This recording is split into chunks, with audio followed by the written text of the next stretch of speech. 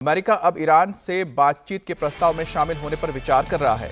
वहीं दूसरी खबर यह है कि राष्ट्रपति डोनाल्ड ट्रंप ईरान पर नए हमले का ऑर्डर देने के लिए भी तैयार बैठे हैं। इस बीच इजरायल की मीडिया के मुताबिक अमेरिकी मिलिट्री एयरक्राफ्ट ईरानी एयर स्पेस के पास उड़ान भरते हुए देखे गए हैं। इनमें हवा में ईंधन भरने वाले जहाजों के साथ B-52 बॉम्बर्स भी शामिल हैं। इन एयरक्राफ्ट ने कतर बेस से उड़ान भरी। व्हाइट हाउस की प्रवक्ता ने फिर कहा है कि उन्हें ईरान की तरफ से बातचीत का संदेश मिला है और साथ ही ट्रंप सभी संभावनाओं पर विचार कर रहे हैं।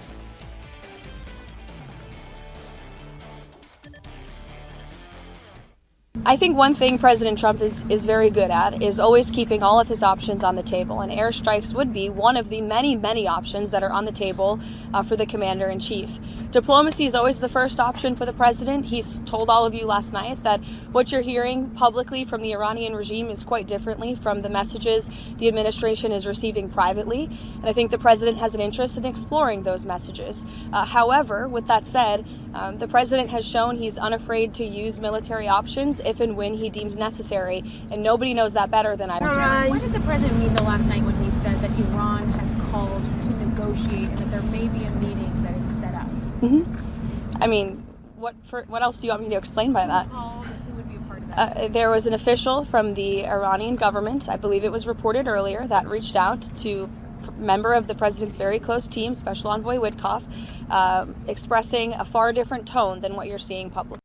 ईरान भी ये पुष्टि कर चुका है कि वो अमेरिका से परमाणु कार्यक्रम पर बातचीत करने के लिए तैयार है।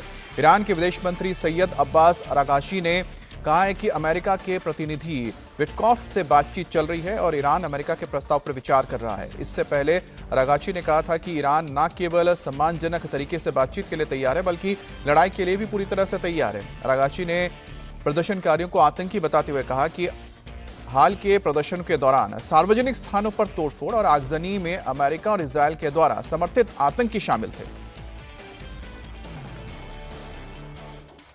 इस बीच अमेरिका के ओर से ईरान पर शिकंजा कसते हुए नया ऐलान किया गया है। अमेरिका ने उन सभी देशों पर 25% टैरिफ लगाने का ऐलान किया है जो ईरान के साथ किसी भी तरह का व्यापार कर रहे हैं।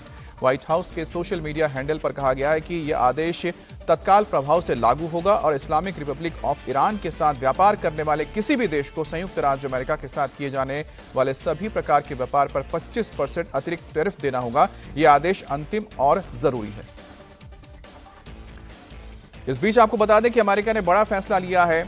अमेरिका ने ऐलान किया है कि जो भी देश ईरान के साथ किसी भी तरह का व्यापारिक संबंध रख रहे हैं उनके ऊपर अमेरिका से किए जाने वाले व्यापार के दौरान 25% अतिरिक्त टैरिफ लगाया जाएगा। अगर भारत के लिहाज से देखा जाए तो इस वक्त भारत और ईरान के बीच भी व्यापारिक संबंध हैं और ऐसे में अमेरिका ने पहले ही भारत पर 25% और रशिया से तेल लेने के लिए 25% अतिरिक्त टैरिफ लगाया जो 50% तक जाता है।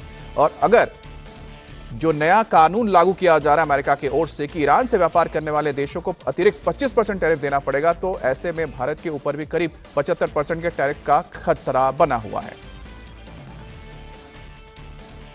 बड़ी खबर ईरान के साथ बातचीत के संकेतों के बीच अमेरिका ने अपने नागरिकों को फौरन ईरान छोड़ने की सलाह दी है। ईरान में अमेरिका के वर्चुअल दूतावास की तरफ से जारी एडवाइजरी में कहा गया है कि ईरान भर में विरोध प्रदर्शन हो रहे हैं और हिंसक रूप ले सकते हैं। सड़कें बंद कर दी गई हैं, पब्लिक ट्रांसपोर्ट इंटरनेट बैन कर दिया गया है, एयरलाइंस ईरान से आने जाने वाली उड़ानें रद्द की जा रही हैं।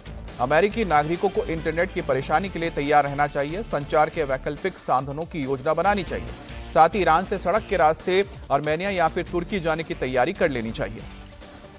तो अमेरिका की ओर से उन तमाम अमेरिकी नागरिकों को हिदायत दी गई है जो किसी भी तरह से ईरान में मौजूद हैं। उन्हें कहा गया है कि वहां हालात बिगड़ते जा रहे हैं, प्रदर्शन हो रहे हैं, लगभग ट्रांसपोर्ट सेवाएं ठप होती जा रही है, एयरलाइंस भी एक एक करके अपनी उड़ानें ईरान में स्थगित करते जा रहे हैं। ऐसे में पब्लिक ट्रांसपोर्ट बंद है, साथ ही साथ इंटरनेट सेवा बंद है, कम्युनिकेशंस के साधन भी नहीं है। तो ना सिर्फ उन्हें अपनी ध्यान रखना चाहिए बल्कि उन्हें तुरंत ईरान को छोड़कर तुर्की या फिर आर्मेनिया के रास्ते वापस लौटने की सलाह दी गई है।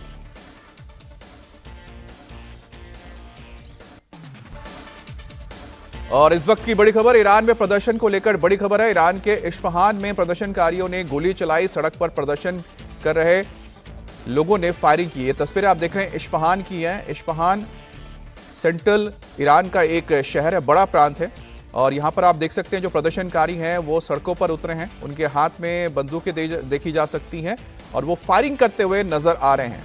तो लगातार जो प्रदर्शन हो रहा है इस वक्त, तो प्रदर्शनकारी हैं इस वक्त सरकारी तंत्र के साथ दो हाथ करने के लिए तैयार हैं और इसमें वो हथियारों का भी इस्तेमाल करने से परहेज नहीं कर रहे हैं।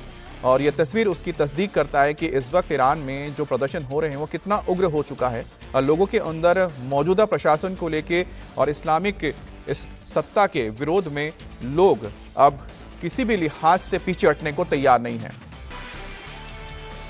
और इस्फहान शहर में प्रदर्शन हिंसक हो चुके हैं। गोलीबारी के बाद अब आगजनी की भी तस्वीर सामने आई है। दावा किया जा रहा है कि यह वीडियो रात को हुए प्रदर्शन का है। इसमें सैकड़ों लोग नारेबाजी कर रहे हैं और बड़े पैमाने पर भड़की हुई आग भी यहां पर दिख रही है। तो इस्फहान की तस्वीर देख रहे हैं। ये सेंट्रल ईरान का एक महत्वपूर्ण प्रांत और शहर है जहां पर बड़ी तादाद में प्रदर्शनकारियों ने रात के वक्त प्रदर्शन किया, आगजनी की। और आप देख सकते हैं कि यहाँ पर कई गाड़ियों को आग के हवाले कर दिया गया है। अब ये साफ नहीं है कि आखिरकार ये गाड़ियाँ क्या सरकारी थी या फिर ये निजी गाड़ियाँ थी जिन्हें आग लगाई गई हैं, लेकिन ये साफ दिख रहा है कि सड़क के बीचों बीच ये प्रदर्शनकारी मौजूद हैं।